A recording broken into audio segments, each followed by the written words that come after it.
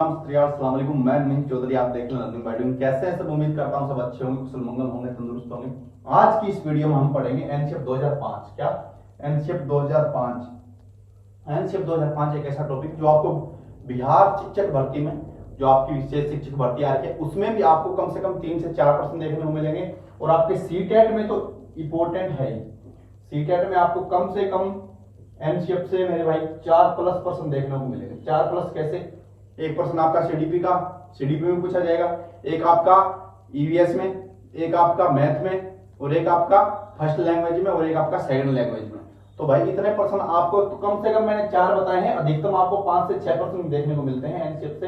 तो बहुत important topic है। हम साथ में थ्योरी, साथ में इसके क्वेश्चन करेंगे जल्दी जल्दी। बिहार शिक्षक भर्ती में भी आपको बहुत क्वेश्चन देखने को मिलेंगे। सीटेट में आपको 5+ आराम से क्वेश्चन देखने को मिलेंगे। क्वेश्चन की पीडीएफ आपको टेलीग्राम पे मिल जाएगी। अगर आप चैनल पे नए हो तो लाइक शेयर सब्सक्राइब कर दीजिए। और ये पहले अपन थोड़ी सी एनसीएफ के बारे में देख लेते हैं। अब तक 4 एनसीएफ आ चुके हैं। कितने एनसीएफ आ चुके हैं? अब तक 4 एनसीएफ आ चुके हैं। कौन कौन से?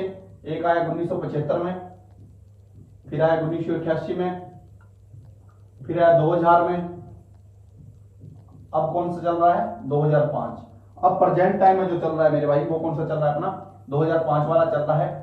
ये तीनों थे। इनकी सोच क्या थी? इनकी सोच थी बिहारवाद। बिहारवाद कि बच्चे को सब कुछ बता दिया जाए। और जो 2005 है, इसकी सोच क्या है? इसकी सोच है रचनावाद। रचनावादी। रचनावादी कौन से मनोवैज्ञानिक थे? अपने जॉन डीवी। कौन? जॉन डीवी की सोच पर आधारित है एनसीएफ 2005। कौन सा? एनसीएफ 2005 रचनावादी है कि बच्चे को करके सीखने दिया जाए बच्चे का। और एनसीएफ 2005 क्या कहता है कि मुख्य कथन देखें तो है कि शिक्षा बिना बोझ की। शिक्षा बिना बोझ के। एनसीएफ 2005 क्या करता है कि करके सीखने पर बच्चे को खुद करके सीखने के अवसर दिए जाए। बच्चा अपने ज्ञान को विद्यालय के ज्ञान से, बाहरी ज्ञान से जोड़ सके। ऐसा एक एनवायरनमेंट दिया जाए बच्चे को, जिसमें बच्चा अपने आप को समायोजित कर सके। बच्चे के अनुकूल वातावरण हो। ऐसे ना हो कि बच्चे को वातावरण के अनुकूल ढाला जाए, वातावरण को बच्चे के अनुकूल ढाला जाए। वो क्या कहता है आपका एनसीएफ 2005।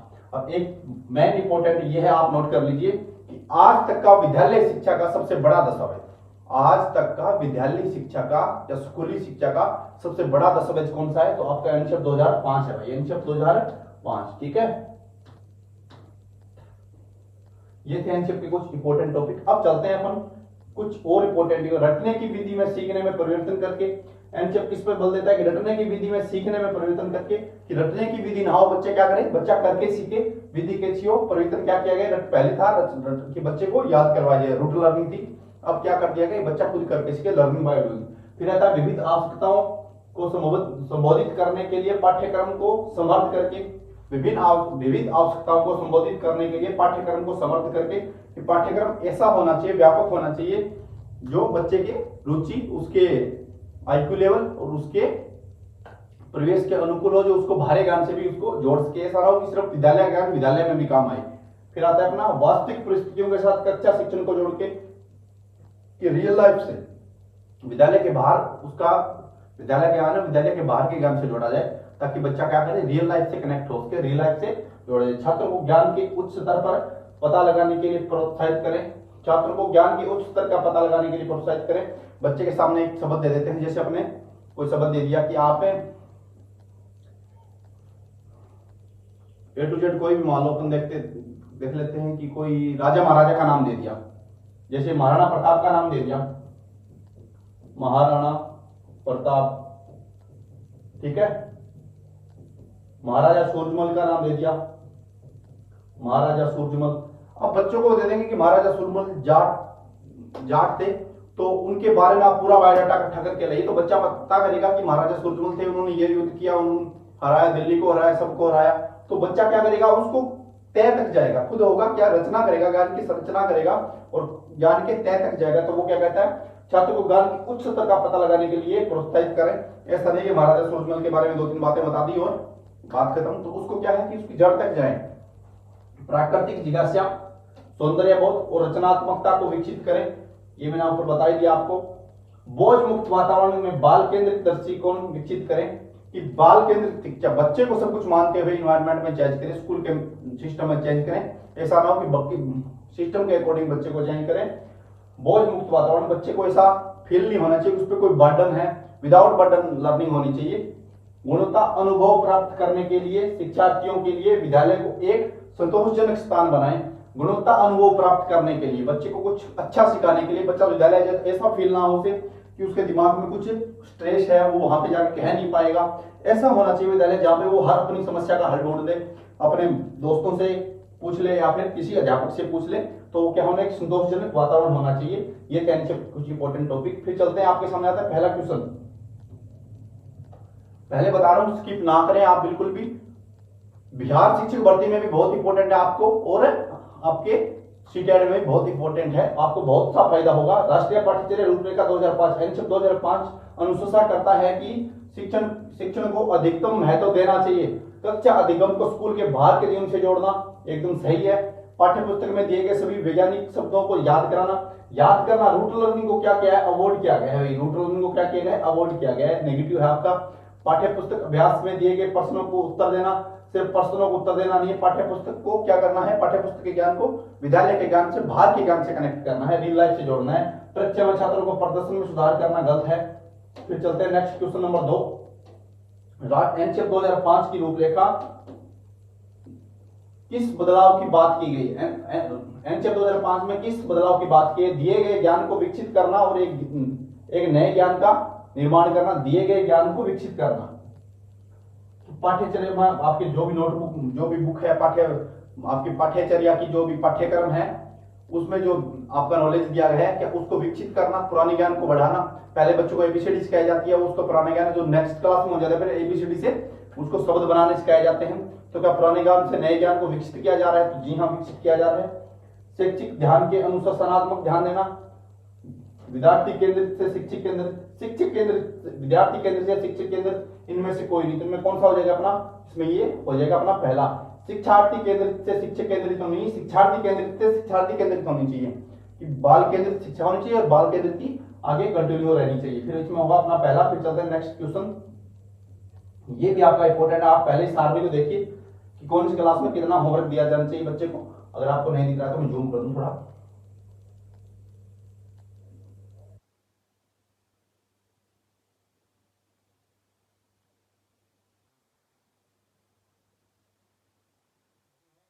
ये तो है आपका स्तर कि प्राथमिक स्तर पे कितना होमवर्क दिया जाना चाहिए, मध्य स्तर पर कितना दिया, माध्यमिक स्तर पर कितना दिया जाना चाहिए। कक्षा 2 तक कोई भी गृह कार्य नहीं दिया जाना चाहिए। कक्षा 2 तक कोई भी गृह कार्य नहीं दिया जाना चाहिए। कक्षा 3 से सप्ताह में 2 घंटे, सप्ताह में कितना, वीक में 2 घंटे, एक सप्ताह में मतलब 6 दिन में कितना होमवर्क होना चाहिए, 2 घंटे होमवर्क होना चाहिए। फिर आता है अपना कक्षा 4 से 8 तक, कक्षा 4 से 8 तक, सॉरी 3, कक्षा 3 से 5 तक है, ठीक है। कक्षा 3 से 5 तक सप्ताह में 2 घंटे, और कक्षा 6 से 8 तक, कक्षा 6 से 8 तक सप्ताह में 6 घंटे, दिन में 1 घंटा, कितना, सप्ताह में 4 घंटा। एक सप्ताह में कितना होना चाहिए, 4 घंटा, मतलब दिन हो सके तो 4 घंटा, वरना एक दिन में 1 घंटा। कितना होना चाहिए भाई, सॉरी, कक्षा 6 से 8 तक है, सप्ताह में 4 घंटे, 4 से 6 घंटे और दिन में 1 घंटा, मतलब 4 से 6 घंटे के बीच में होना चाहिए आपका कक्षा 6 से लेकर 8 तक। और कक्षा 3 से लेके 5 तक कितना होना चाहिए आपका, 2 घंटा होमवर्क होना चाहिए एक वीक में, ठीक है। फिर आपका कक्षा 10 से 12 तक है, सप्ताह में 10 से 12 घंटे, दिन में 2 घंटा, मतलब कक्षा 10 से 12 तक कितना होना चाहिए, 12 घंटे, दिन में 2 घंटा, और 6 से 8 तक होना चाहिए सप्ताह में 2 घंटा, सॉरी सप्ताह में 4 से 6 घंटा, और पर डे कितना होना चाहिए आपका, 1 घंटा, सप्ताह में 2 घंटा की तरफ किसमें होना चाहिए, कक्षा 3 से 5 तक होना चाहिए, ठीक है। फिर चलते हैं अपन क्वेश्चन पे। तो क्वेश्चन तो ये था ना, एनसीईआरटी 2005 कक्षा 2 तक कोई गृह कार्य नहीं, और कक्षा 3 से सप्ताह में कितने घंटे गृह कार्य दिया जाना चाहिए। कक्षा 3 से 5 तक कितना बताया गया, कक्षा 3 से 5 तक अपना बताया गया 2 घंटे, सप्ताह में कितने, क्योंकि 3 से 5 तक सप्ताह में कितना होना चाहिए, 2 घंटे। कहां पे दिया हुआ 2 घंटे, सप्ताह में 2 घंटे, ये देखो। इसमें कौन सा आ जाएगा अपना, ऑप्शन नंबर 2। फिर आता है क्वेश्चन अपना एनसीईआरटी 2005, तो एनसीईआरटी 2000 एनसीईआरटी द्वारा विकसित स्कूली शिक्षा के लिए डैश डैश डैश ने पहले नाम कार्य अनुभव पहले नाम कार्य अनुभव के बजाय एक नया नाम कार्य शिक्षा दिया है। क्या है कि एनसीईआरटी द्वारा विकसित स्कूली शिक्षा के लिए एनसीईआरटी ने क्या विकसित किया था, राष्ट्रीय पाठ्यचर्या की रूपरेखा एनसीईआरटी 2005 किया था। क्या किया था? एनसीईआरटी 2005। तो उसके स्कूली शिक्षा के एनसीईआरटी 2005 की रूपरेखा 2005 विकसित करने के लिए एनसीईआरटी 2005 ने पहले नाम कार्य अनुभव दिया था कि बच्चे को नॉलेज होना चाहिए, और उसके बाद में क्या है, एक नया नाम क्या दिया, कार्य शिक्षा दिया कि उस कार्य के प्रति उसको नॉलेज होना चाहिए, उसकी शिक्षा दी जानी चाहिए। फिर चलते हैं क्वेश्चन नंबर नेक्स्ट पे हम। एनसीईआरटी 2005 के अनुसार अधिगम अपने चरित्र में, एनसीईआरटी 2005 के अनुसार अपन जो सीख रहे हैं वो अपने चरित्र में सक्रिय और सामाजिक होना चाहिए। क्या? निष्क्रिय और सामाजिक होना चाहिए। निष्क्रिय सरल होना चाहिए, सरल या सक्रिय सरल होना चाहिए। तो निष्क्रिय तो होगा नहीं, ये दोनों तो आपके कट हो जाएंगे कि अपन जो कुछ भी सीख रहे हैं, अधिगम करें, कुछ चीज को सीखेंगे तो हम क्या रहेंगे, एक्टिव रह के सीखेंगे। ये दोनों आपके कट हो गए। फिर क्या? सक्रिय और सरल होना चाहिए। हो सकता है कि सक्रिय हो और आपका सरल हो ना, हो सकता है कि सीखना कठिन भी हो, तो ये क्या है, कट हो जाएगा। बचेगा कौन सा? सक्रिय और सामाजिक। हम सीखते हैं वो एक्टिव रह के सीखते हैं, और कहां पे सीखते हैं? अपने सामाजिक वातावरण में सीखते हैं। तो इसका होगा ऑप्शन नंबर 1। फिर चलते हैं क्वेश्चन नंबर नेक्स्ट पे। एनसीईआरटी 2005 का मुख्यतः किस पर आधारित है? एनसीईआरटी 2005 मुख्यतः किस पर आधारित है? मैंने आपको बताया था जो 1975, 1988, 2000 और 2005 में कितने एनसीईआरटी आ चुके हैं यहाँ तक? 4 एनसीईआरटी आ चुके हैं भाई। कितने? 4। 1975, 1988 और 2000 और 2005। तो 2005 को छोड़ के ये सारे किस पे आधारित थे? ये आपके व्यवहारवाद पर आधारित थे। किस पर थे? व्यवहारवाद पर। किस पर थे? व्यवहारवाद पर आधारित थे। 1975, 1988 और 2000 किस पे थे? व्यवहारवाद पर आधारित थे। और जो आपका 2005 था वो किस पे था? संरचनावाद पर आधारित था। किस पर था? संरचनावाद में, कि बच्चा खुद करके सीखेगा, लर्निंग बाय डूइंग मेथड पे। एनसीईआरटी 2005 का मुख्य कथन क्या है कि लर्निंग विदाउट बर्निंग, शिक्षा बिना बोझ के। ठीक है, फिर चलते हैं अपन क्वेश्चन नेक्स्ट पे। एनसीईआरटी 2005 के अनुसार निम्नलिखित में से कौन सा एक बड़ा परिवर्तन नहीं है? कौन सा ऐसा चेंजमेंट नहीं है जो एनसीईआरटी 2005 के अनुसार नहीं होना चाहिए? तो बताइए। शिक्षक केंद्रित से शिक्षा केंद्रित, शिक्षक केंद्रित से शिक्षण केंद्रित। सही है, होना चाहिए कि शिक्षक केंद्रित शिक्षा है ना, उसको किसकी तरफ आकर्षित करना है? हमें शिक्षार्थी केंद्रित की, मतलब कि टीचर को मध्य ना मानते हुए में बच्चे को मध्य मानना है, सेंटर में रखना है बच्चे को। शिक्षार्थी की स्वायत्ता में शिक्षक का निर्देश। अधिगम में निष्क्रिय से सक्रिय अधिगम, कि बच्चा निष्क्रिय पहले क्या करता था कि बच्चा एक्टिव नहीं होता, टीचर एक्टिव होता था, व्याख्या करके पाठ पढ़ा के चला जाता था। और अब क्या है कि निष्क्रिय से सक्रिय, कि बुरे से अच्छे की तरफ बढ़ रहा है एनसीईआरटी 2005। तो ये भी आपका सही है। इसमें पूछा गया नहीं है। कक्षा की 4 दीवार के भीतर अधिगम में व्यापक सामाजिक संदर्भ के अधिगम, तो ये भी आपका सही है। शिक्षार्थी की स्वायत्ता में शिक्षक का निर्देश, कि बच्चा स्वायत्ता मतलब बच्चा खुद करके सीख रहा है, क्या उसमें बच्चे को शिक्षक निर्देश देगा? मैं कुछ सीख रहा हूं, मैं कुछ कर रहा हूं, मैं कुछ पढ़ रहा हूं, उसको समझने की कोशिश कर रहा हूं, मुझे समझ नहीं आ रहा, मैं दोबारा कोशिश कर रहा हूं, क्या उसमें एक शिक्षिका के निर्देश दे देगा? आप सीख रहे हो, आप अपना दिमाग लगा रहे हो, अपना अधिगम करने की कोशिश कर रहे हो, आप उसे कोई क्वेश्चन है उसे हल करने की कोशिश कर रहे हो, समझने की कोशिश कर रहे हो, कोई अध्यापक आपको आके निर्देश दे देगा ऐसा नहीं ऐसा करो तो आप अच्छे से सीख पाओगे, तो ये आपका नेगेटिव है, ये आपका नहीं होना चाहिए। आप जो प्रयास कर रहे हो स्वायत्ता में, आप कुछ भी अपना लगा रहे हो, अपनी तरफ से जो भी एफर्ट लगा रहे हो, उसमें शिक्षक का कोई डायरेक्शन नहीं होना चाहिए। फिर चलते हैं क्वेश्चन नंबर नेक्स्ट पे। शून्य पाठ्यचर्या क्या है? शून्य पाठ्यचर्या क्या है बताइए। एक तो होता है आपकी परछन पाठ्यचर्या। क्या परछन पाठ्यचर्या होती है? कौन सी? परछन पाठ्यचर्या। परछन पाठ्यचर्या, इसको बोलते हैं आपके हिडन कैरिकुलम। हिडन मतलब समझ रहे हो ना, अपने फोन में गैलरी में होता है, अपन कोई फोटो वीडियो कुछ डॉक्यूमेंट उनको क्या करता है हिडन करके रख देते हैं, तो वो होती है आपकी परछन पाठ्यचर्या, होती है आपकी शून्य पाठ्यचर्या। हिडन पाठ्यचर्या, पहले आपको हिडन की बता दूं, हिडन पाठ्यचर्या होती है जो कहीं पे भी लिखा नहीं गया हो, अपन अपने आप सीख जाते हैं किसी चीज को। क्या? जो कहीं पे भी लिखा नहीं गया हो, हम अपने आप सीख जाते हैं। जैसे कोई एग्जांपल बताऊं आपको कि कोई बच्चा है, वो खाना खाते वक्त उस खाने को अपने माथे पे लगाता है, चुचकारता है, उसका स्मरण करता है, मंत्र पढ़ता है खाना खाने से पहले। तो वो कहीं पे लिखा तो नहीं गया है खाना खाने से पहले आपको क्या करना है, मंत्र पढ़ना है, उसको स्मरण करना है, ये करना है। वो क्या कर रहा है, हिडन, वो अपने एनवायरमेंट से सीख रहा है, कहीं पे लिखा नहीं गया है तो वो सीख रहा है। तो क्या आपके हिडन कैरिकुलम में शून्य पाठ्यक्रम होता है, पाठ्यक्रम में जो शिक्षक नहीं सिखाते। शून्य पाठ्यक्रम होता है आपका जो आप खुद ब खुद सीख लेते हो, उसमें एफर्ट नहीं लगाने पड़ते आपको, किसी कोई आपका मध्यस्थता नहीं होता, कोई टीचर नहीं होता, कोई ट्यूशन नहीं लेने पड़ते। वो तो आप क्या कहते हैं, शून्य पाठ्यक्रम। पाठ्यक्रम जिसमें शून्य उद्देश्य हो, ऐसा कोई पाठ्यक्रम नहीं जिसमें शून्य उद्देश्य होंगे। हर पाठ्यक्रम का कोई न कोई तो उद्देश्य होता है कि हम ये चीज पढ़ा रहे हैं बच्चे को, तो इस पढ़ाने का उद्देश्य क्या है कि बच्चा ये सीख जाए। तो ये भी आपका गलत हो गया। पाठ्यचर्या जो छात्र नहीं सीखते हैं, ऐसा पाठ्यचर्या होती ही नहीं है जो छात्र नहीं सीखते हैं, फिर बनाए क्यों गए उसे, तो ये भी आपका गलत हो गया। पाठ्यचर्या शून्य विधियों का उपयोग करती है, ऐसी कोई पाठ्यचर्या है ही नहीं जिसमें किसी भी विद्या का उपयोग नहीं होता। किसी न किसी पाठ्यचर्या में, किसी न किसी पाठ में, किसी न किसी यूनिट में तो किसी न किसी चीज का तो उपयोग होगा, चाहे उसमें टीएलएम आ जाए या फिर व्याख्यान विधि आ जाए, प्रत्यक्ष विधि आ जाए, अप्रत्यक्ष विधि आ जाए, आगमन विधि आ जाए, निगमन विधि आ जाए, किसी न किसी विधि का तो प्रयोग होगा। ऐसा पाठ्यक्रम क्या है जिसमें किसी विधि का उपयोग ना किया जाए।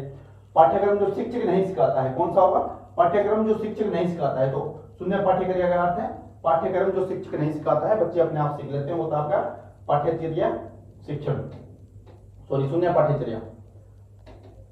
फिर चलते हैं क्वेश्चन नंबर नेक्स्ट आपके सामने। बताइए एनसीएफ 2005 के अनुसार शिक्षक की भूमिका एक साइड में होगा, शिक्षक की भूमिका यहाँ पे एक लिख लेना भाई, ठीक है। शिक्षक की भूमिका एक डैश की होती है। क्या शिक्षक एनसीएफ 2005 के अनुसार शिक्षक क्या होगा, एक सुविधादाता होता है आपका। वो निर्देश नहीं दे सकता बच्चे को और उसकी स्वायत्ता में अवरोध उत्पन्न नहीं कर सकता कि बच्चा कुछ सीख रहा है तो उसे वो निर्देश नहीं दे सकता, उसके हिसाब से उसे सीखने दिया जाना चाहिए। क्या है, फैसिलिटेटर है। क्या है, एक सूत्रधार, मूल्यांकन करता है, मूल्यांकन करता भी नहीं है, नेता भी नहीं, उपरोक्त सभी नहीं है, वो आपका सूत्रधार। सूत्रधार को क्या बोलते हैं भाई, सुविधादाता भी बोलते हैं, ठीक है, सुविधादाता। कि बच्चे को कहीं दिक्कत आ रही है, कहीं समस्या आ रही है तो आप उसकी हेल्प कर सकते हो, ना कि आप उसे निर्देश दोगे कि तेरे को ऐसे ही करना है। बच्चा अपने हिसाब से करके देखेगा। क्या होता है, लर्निंग बाय डूइंग, ठीक है। सुविधादाता है मतलब आपका फैसिलिटेटर है वो, ठीक है, फैसिलिटेटर। इंग्लिश में कुछ वर्ड नहीं आते यार, तो आप हिंदी वाला याद रखिए, सुविधादाता है, ठीक है। एनसीएफ 2005 के मुख्य लक्षण क्या है, एनसीएफ 2005 के मुख्य लक्षण डैश और बाल केंद्रित शिक्षा थे। एनसीएफ के मुख्य लक्ष्य क्या थे, बोझ के बिना अधिगम, खेल के माध्यम से अधिगम, व्यवहारवादी दृष्टिकोण के माध्यम से अधिगम, चित्रों के माध्यम।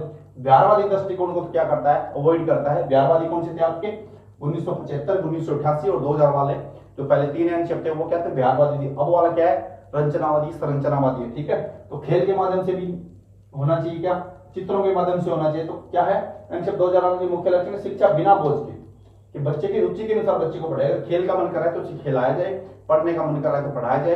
अगर उसको किसी